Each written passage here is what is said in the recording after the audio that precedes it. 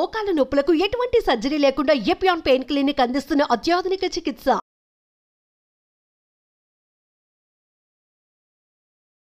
Hello viewers, welcome to Suman TV. ప్రస్తుతం మనతో పాటు ఉన్నారు డాక్టర్ రాజేష్ గారు. నమస్తే సార్. నమస్తే సార్, నరాల బలహీనత అనగానే నాకు గుర్తొచ్చేది ఏంటంటే ఊరికే హ్యాండ్ షేక్ అయిపోతాయి, కాల్ షేక్ అవటము, అంటే అసలు పట్టుత్వమే లేనట్టు అని చెప్పేసి మాట్లాడుకుంటూ ఉంటారు. సో నేను మా ఇంట్లో చూసినంత వరకు ఏంటంటే కింద కాలు పెట్టిన జువ్వుమని లాగటము, అంటే నేను ఎక్కువసేపు నడవలేకపోతున్నాను, నేను కూర్చోలేకపోతున్నాను, లేకపోతే ఎక్కువసేపు నిల్చొని వంట కూడా చేయలేకపోతున్నాను, ఇలాంటి కంప్లైంట్స్ అన్ని వింటూ ఉంటాను.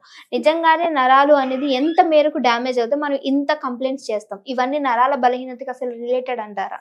సో మీరు అడిగిన టాపిక్ నరాల బలహీనత గురించి మాట్లాడుతున్నప్పుడు వీటికి అసోసియేటెడ్ కండిషన్స్ గురించి మనం కొద్దిగా తెలుసుకోవాలి. సో నేను ఎప్పుడు చెప్తున్న విధంగానే మన దేశంలో డయాబెటిక్ పాపులేషన్ ఎక్కువ. డైరెక్ట్ గా నరాల మీద ఒత్తిడి చూపిస్తుంది డయాబెటీస్. అలాగే ఈ మధ్య కాలంలో vitamin B12 deficiency. Vitamin B12 ప్రథమంగా రోల్ ఏంటంటే నరాల్ని బలపరచడం. అది ఎప్పుడైతే లోపిస్తుందో నరాల బలహీనతకి దారితీసే విధంగా మనం చూసుకోవాల్సిన అవసరం ఉంటుంది. అలాగే థైరాయిడ్ డిజీజ్ చాలా ఫ్రీక్వెంట్గా చూస్తుంటాం క్లినికల్ ప్రాక్టీస్లో. వీటిల్లో కూడా నరాల బలహీనత వచ్చేదానికి ఆస్కారం ఉంది. థైరాయిడ్కి B12 డెఫిషియన్సీకి కనెక్షన్ ఉంది కాబట్టి దీనివల్ల కూడా మనకి నరాల మీద ఎఫెక్ట్ అనేది జరిగేదానికి ఆస్కారం ఉంది. సో ఇలా డిఫరెంట్ డిజీజెస్, డిఫరెంట్ ప్రజెంటేషన్స్తో నరాల బలహీనత వస్తుంది కాబట్టి చాలా మందిలో ఎక్కువగా ఈ సమస్యలు కనబడుతూ ఉన్నాయి. అంటే సరే, ఈ జివ్వు మనటము, లేకపోతే నుంచోలేకపోవటము, ఎక్కువసేపు ఏదైనా పని చేయాలన్నా సరే కాళ్ళు లాగేయటము, ఇలాంటివన్నీ కూడా దీనికి రిలేటెడ్ అని చెప్పుకోవచ్చు అంటారా? అంటే వీటిల్లో one of the presentations. So ఇది కూడా అలాంటి ప్రాబ్లమ్స్ కి దారి తీస్తుంది కాబట్టి దీన్ని కూడా మనం గమనించుకోవాల్సిన అవసరం ఉంది. మీరు అన్నట్టు వీటికి డైరెక్ట్ గా రిలేటెడ్ అంటే ఇప్పుడు వైటమిన్ D డెఫిషియన్సీ ఉంది, దాంట్లో కూడా ఇలాంటి సమస్యలు వచ్చేదానికి ఆస్కారం ఉంది. సో మనం ఏదైతే నరాల గురించి మాట్లాడుతున్నామో ఈ సమస్యలు వీటికి కనెక్షన్ వచ్చేదానికి ఉందండి.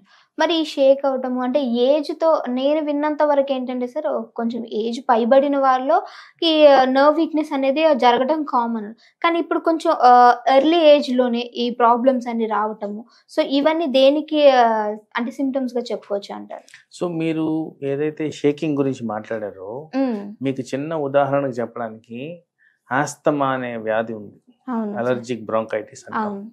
వాటిలో వాడే మందులు ఏవైతే బ్రాంకో డైలేటర్స్ వాడతామో వాటి వల్ల చేతులు షేక్ అవుతాయి. ఓకేనా?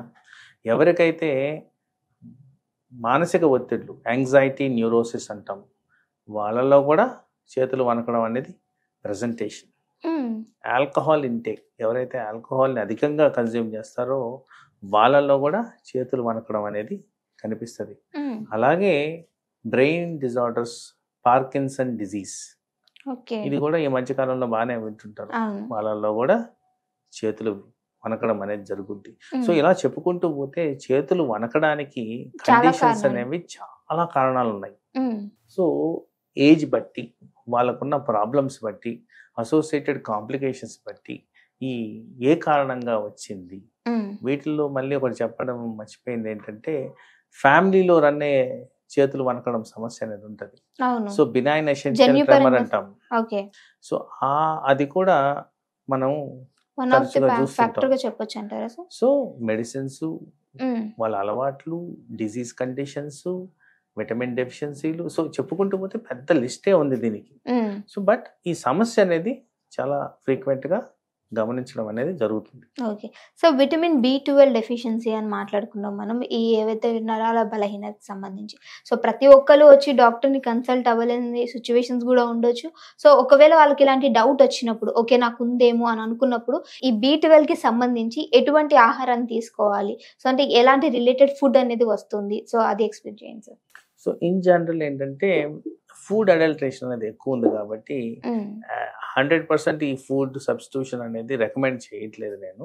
బట్ హౌఎవర్ మీరు అడిగారు కాబట్టి ఎక్కువ శాతము సీ బెడ్లో దొరికే ఫుడ్ ఐటమ్స్ అన్నిట్లో like fish and shrimps, muscles, ఇట్లాంటి వాటిలన్నింటిలో కూడా మనకి వైటమిన్ B12 అధికంగా దొరుకుద్దని గమనించారు.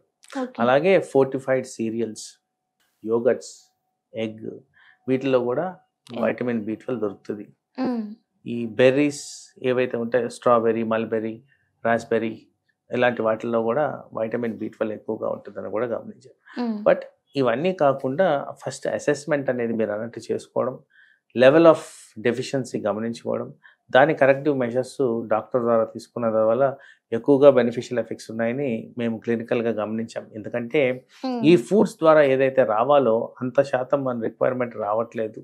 డైలీ రిక్వైర్మెంట్స్కి సరిపోయే తగ్గ రీప్లేస్మెంట్స్ దొరకట్లేదు. కాబట్టి మెడిసిన్ ఫామ్లో కరెక్షన్ తీసుకోవడమే బెటర్ అనేది నా అభిప్రాయం. అంటే మనం వారానికి ఒకసారో లేకపోతే నెలకు ఒకసారో సంవత్సరానికి ఒకసారో డాక్టర్ని కలవాలి అనే ఒక రూల్ ఏమైనా పెట్టుకోవాలంటారా సార్ బాడీకి ఇప్పుడున్న సంబంధించి? ప్రాబ్లమ్స్ చూసుకుంటే మ్మ్. మీరు 100% yearly once master health checkup అనేది చేసుకోవడం ఇంపార్టెంట్. 20 years అండ్ అబవ్ ఉన్న వాళ్ళు ఇది కన్సిడర్ చేయాల్సిన అవసరం ఉంటుంది. ఎవరికైతే ఫ్యామిలీ రిలేటెడ్ కండిషన్స్ ఉంటాయో వాళ్ళు ఇంకా యంగర్ ఏజ్లోనే స్టార్ట్ చేసుకోవాల్సిన అవసరం ఉంటుంది. ఎవరికైతే risk of diabetes, thyroid, hyper tension ఉందో వాళ్ళు ఇంకా ఫ్రీక్వెంట్గా చేసుకోవాల్సిన అవసరం ఉంటుంది. సో రికమెండేషన్స్ అంటే మాత్రం డెఫినెట్గా once in a year complete comprehensive body checkup అనేది జరగాలి. సార్ ఇంకొకటి ఏంటంటే సార్ ఆయిల్స్, ఈ నరాల బలహీనత ఉన్నప్పుడు కొన్ని ఆయిల్స్ అనేవి మనకు దొరుకుతూ ఉంటాయి. సో అవి రాసుకొని ఓకే రిలీఫ్ దొరుకుతుంది అనుకుంటూ ఉంటారు. సో ఇలాంటి ఆయిల్స్, పెయిన్ కిల్ చేసే ఆయిల్స్ మనకి ఎంత మేరకు వర్కౌట్ అవుతాయి అంటారు సార్? సో ఇక్కడ మనం అర్థం చేసుకోవాల్సింది ఏంటంటే అండర్లైయింగ్ సమస్యను ఐడెంటిఫై చేయకుండా బయట నుంచి ఆయిల్ పూసుకోవడం అంటే, తెలుగులో ఒక సామెత చెప్తాను, పాత గోడకి తెల్ల సున్నం అన్నట్టు ఉంటుంది. సో ఆ గోడకి స్ట్రెంత్ ఎప్పటికీ రాదు. సో ఎక్కడైతే మనకు ప్రాబ్లం ఉందో దాన్ని డిటెక్ట్ చేయడం అనేది ఇంపార్టెంట్. నేను ఇదివరకు చెప్పిన కండిషన్స్లో ఇది పార్కిన్సన్ డిజీజా, లేదు స్ట్రోకా, లేదు ఆల్కహాల్కి సంబంధించిందా, డ్రగ్కి సంబంధించింది, ఎక్కడి నుంచి ఆరిజినేట్ అవుతుందో తెలియకుండా దీని కరెక్టివ్ మెజర్స్గా బెస్ట్ బయట నుంచి ఆయిల్ పోయడం అనేది నా ఉద్దేశంలో కరెక్ట్ కాదు. ఓకే, ఖచ్చితంగా డాక్టర్ కన్సల్టేషన్ ఉండాలి అంటారు సార్. ఓకే సార్, చాలా చక్కటి ఇన్ఫర్మేషన్ అందించారు ఈరోజు సార్. Thank you. నమస్తే.